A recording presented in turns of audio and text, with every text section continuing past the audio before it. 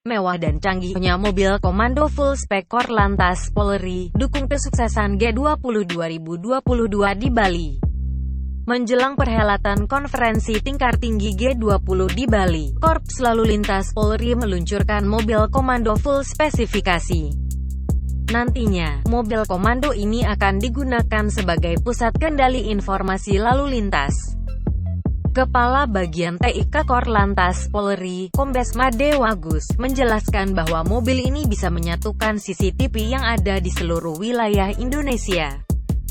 Agus dalam keterangannya pada Selasa, tanggal 11 Oktober tahun 2022, menjelaskan, kalau CCTV itu dilengkapi dengan TVU, sehingga mampu melakukan siaran langsung kepada masyarakat. Ia menambahkan, mobil komando itu juga nantinya bisa digunakan oleh presenter dari NTMC Polri, maupun Ditlantas Polda Bali untuk bisa melakukan siaran langsung dan melaporkan situasi terkini.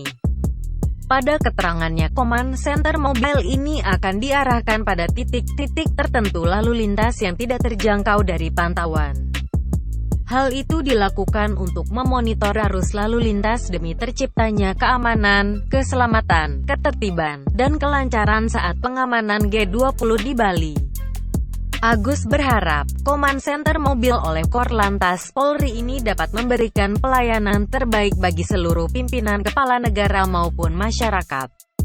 Diketahui, hari ini, Selasa tanggal 11 Oktober merupakan final cek command mobile. Sesuai arahan Kakor Lantas Polri Irjen Firman Santiabudi, mobil komando tersebut akan segera didistribusikan ke Bali selama kegiatan G20 berlangsung.